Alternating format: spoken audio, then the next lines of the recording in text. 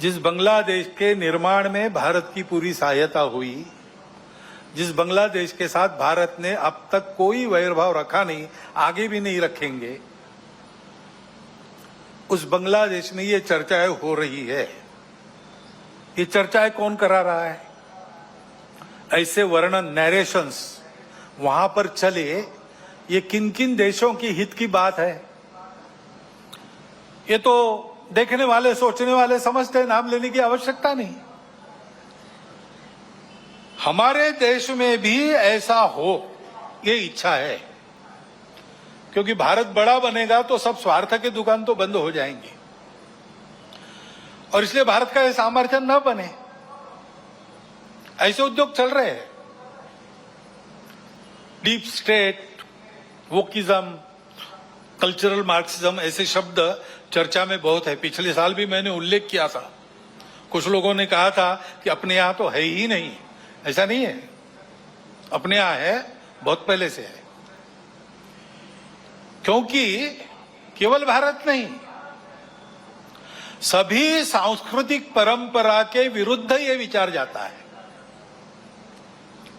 परंपरा से दुनिया में कहीं भी कोई भी समाज जीवन में जो मंगल है, भद्र है, ऐसा मानता है, उसको ध्वस्त करना ये इनके कार्य प्रणाली का अंग है।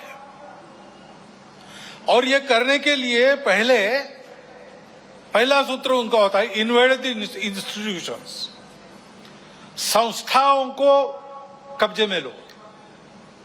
शिक्षा संस्थान है, विद्यापीठ है, शिक्षा व्यवस्था है, माध्यम है, बौद्धिक जगत है, इन सब पर अपनी पकड़ कायम करके उनके द्वारा समाज में विचारों की विकृति का प्रसार करना, विचारों को बिगड़ना, अपनी परंपरा के प्रति, अपने स्वत्व के प्रति अश्रद्धा से उत्पन्न करना।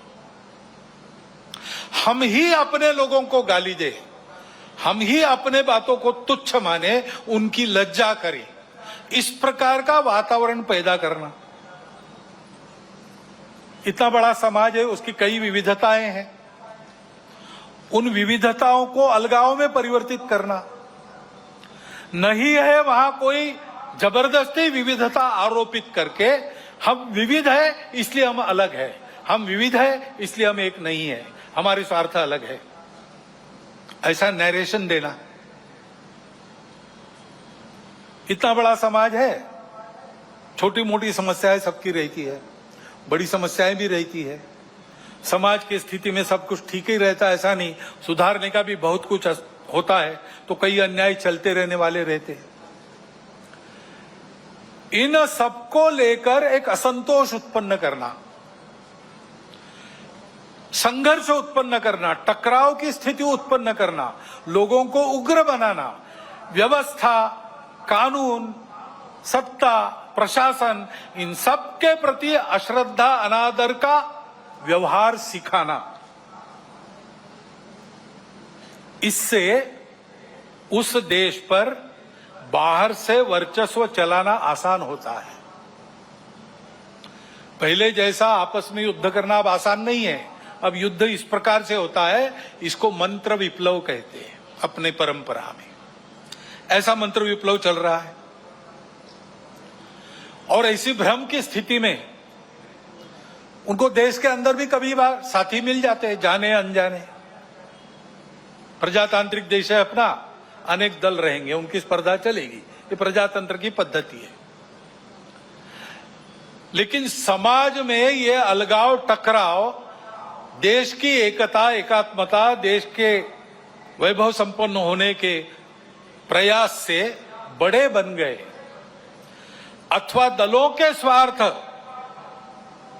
समाज की सद्भावना और राष्ट्र की एकात्मता को गौण बनाकर चलाए गए, तो फिर किसी एक का पक्ष लेके उनके पीछे खड़ा रहना, खुद मैदान में नहीं आना।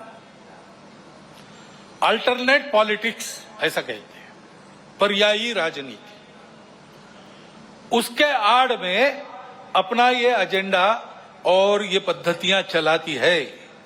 और ये मैं कोई कॉन्स्पिरेसी थियरी नहीं बता रहा हूं, इसका ही परिणाम हम देखते हैं सारे दुनिया में।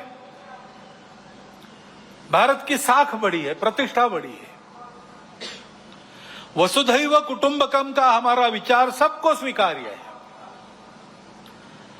हमारा योग सारी दुनिया में एक फैशन बनते जा रहा है, लेकिन केवल फैशन नहीं बन रहा है, उसका जो शास्त्र है, उसकी जो परिणाम है, उसको भी दुनिया स्वीकार कर रही है। पर्यावरण के बारे में हमारी अपनी जो दृष्टि है वो आज सारी दुनिया में स्वीकार्य है। भारत की प्रतिष्ठा बढ़ी है, भारत का सामरिक बल बना है, कई मामलों में देश आगे जा रहा है और आगे ले जाने का प्रयास शासन के द्वारा, प्रशासन के द्वारा, देश के युवकों के द्वारा, वैज्ञानिकों के द्वारा, किसानों के द्वारा, जवानों के द्वारा, सबके द्वारा हो रहा है। विशेषकर युवा पीढ़ी में हम देखते हैं कि स्व के गौरव की भावना बढ़ रही है। अपने देश के भविष्य के लिए बहुत अच्छे लक्षण हैं और ये चलते रहेंगे। ऐसा नहीं है कि ये किसी तात्कालिक समय के वैशिष्ट्य के नाते खड़े हैं। ये करवट बदली है भारत के समाज में और समाज आगे बढ़ेगा, देश को आगे ले जाएगा, इसका पूर्ण विश्वास है। परंतु जीवन का मार्ग कभी निष्कंटक नहीं होता और इसलिए कुछ चुनौतियां भी सामने है। विजयादशमी के भाषण में इन दोनों बातों की चर्चा होती है, परंतु चूंकि देश की आगे कुछ चलती रहेगी ये विश्वास है, उस तरफ देश ने रुख कर लिया है और देश आगे ही बढ़ेगा। उसकी चर्चा इस भाषण में आज मैं कम करने वाला हूं। एक चुनौती ऐसी ध्यान में आती है जिसका विचार हम सबको करना चाहिए, क्योंकि वो केवल हमारे सामने यानी संघ के सामने चुनौती नहीं है, केवल हिंदू समाज के सामने नहीं है, केवल भारतवर्ष के भी सामने नहीं है, पूरे दुनिया में वो चुनौती उठ रही है। उसको हमको समझना होगा, क्योंकि बहुत मायावी रूप धारण करके वह चुनौती आगे चलती है। इसलिए उसकी चर्चा करना मुझे आवश्यक लगता है। भारत आगे बढ़ रहा है, लेकिन भारत आगे न बढ़े ऐसा चाहने वाली शक्तियां भी दुनिया में है, जिनके निहित स्वार्थ मार खाते हैं भारत के प्रमुखत्व के कारण। वो अपेक्षा तो यही है कि उनका विरोध होगा, तरह तरह की चालें वो चलेंगे, भारत को दबाने का, एक विशिष्ट मर्यादा के अंदर ही बढ़ने देने का प्रयास करेंगे। वैसा हो भी रहा है, क्योंकि आखिर अभी तक भारत छोड़कर बाकी विश्व ने अपने स्वार्थ की बलि देकर भी दुनिया को बड़ा करने का मार्ग पकड़ा नहीं है। हम ये करते हैं, आज भी कर रहे हैं, सबको मदद करते हैं। हमारी शत्रुता करने वालों को भी आवश्यकता में मदद करने वाले हम हैं। शांति रहे इसलिए अपने हितों का बलिदान भी हमने कई बार किया है और करते हैं। ऐसा स्वभाव दुनिया में नहीं है और इसलिए भारत आगे बढ़ रहा है या कोई भी देश आगे बढ़ रहा है, कल चल के हमारा स्पर्धक बनेगा ऐसा डर जिनको लगता है, वो उस देश में तरह तरह के उत्पाद करने में कम नहीं करते। भाषा तो विश्व बंधुत्व की होती है, परंतु वो वहां तक ही है। अपने निहित स्वार्थ ठीक रहने चाहिए, अपनी सुरक्षा को धक्का नहीं लगना चाहिए। और इसलिए दूसरे देशों में कई प्रकार के उत्पाद खड़े करना, जनतांत्रिक तरीके से वहां कोई सरकार चुन के कारोबार कर रही, उसको नीचे लाना, ऐसा दुनिया में चलते रहता है। ये दुनिया की रीति लगभग बन गई है, जो नहीं बननी चाहिए लेकिन है। अब हमारे पड़ोस में ही बांग्लादेश में क्या हुआ, उसके कुछ तात्कालिक कारण और पहलू है, ये बात ठीक है, लेकिन इतना बड़ा उत्पाद तो उससे नहीं होता।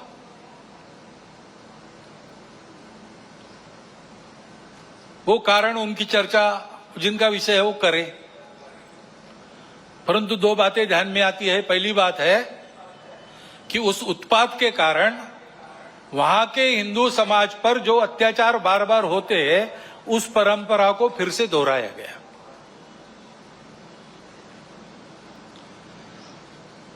पहली बार वहां का हिंदू संगठित होकर अपने बचाव में रास्ते पर आया, इसलिए कुछ बचाव हो गया। परंतु कहीं कोई गड़बड़ हो, दुर्बलों पर अपना गुस्सा निकालने की ये जो कट्टरपन की प्रवृत्ति है, वो प्रवृत्ति जब तक वहां विद्यमान है तब तक वहां की हिंदू क्या वहां के सभी अल्पसंख्यक उनके सर पे खतरे की तलवार लटकी रहेंगी। उनको आवश्यकता है मदद की। विश्व भर के हिंदुओं की भारत के सरकार की सहायता उनको मिले, ये उनकी आवश्यकता है। परंतु इससे ये ध्यान में आता है और ये ध्यान में आना चाहिए, हिंदू समाज के भी ध्यान में आना चाहिए कि दुर्बल रहना अपराध है। हम अगर दुर्बल है, असंगठित है, तो उसका मतलब हम अत्याचार को निमंत्रण दे रहे हैं। निमित्त कुछ नहीं चाहिए, हम दुर्बल है, यह निमित्त पर्याप्त है। और इसलिए जहां कहीं भी हम हैं वहां संगठित रहना, सशक्त रहना, किसी से शत्रुता नहीं करना, हिंसक नहीं बनना, योगदान देने वाले बनना, परंतु इसका अर्थ दुर्बल रहना नहीं, अशक्त रहना नहीं। इसको हमको करना ही पड़ेगा। लेकिन दूसरी बात है हमारे सबके ध्यान देने की। अब वहां चर्चाएं ऐसी चलती है बांग्लादेश में कि भारत से हमको खतरा है और भारत से खतरा है इसलिए पाकिस्तान को साथ लेना चाहिए, वही हमारा प्रामाणिक मित्र है। और दोनों मिलके, क्योंकि उनके पास न्यूक्लियर वेपन्स है, हम भारत को रोक सकते हैं। जिस बांग्लादेश के निर्माण में भारत की पूरी सहायता हुई, जिस बांग्लादेश के साथ भारत ने अब तक कोई वैरभाव रखा नहीं, आगे भी नहीं रखेंगे, उस बांग्लादेश में ये चर्चाएं हो रही है। ये चर्चाएं कौन करा रहा है? ऐसे वर्णन, नैरेशंस वहां पर चले, ये किन किन देशों की हित की बात है? ये तो देखने वाले, सोचने वाले समझते हैं, नाम लेने की आवश्यकता नहीं। हमारे देश में भी ऐसा हो, ये इच्छा है, क्योंकि भारत बड़ा बनेगा तो सब स्वार्थ के दुकान तो बंद हो जाएंगे और इसलिए भारत का ये सामर्थ्य न बने, ऐसे उद्योग चल रहे हैं। Deep state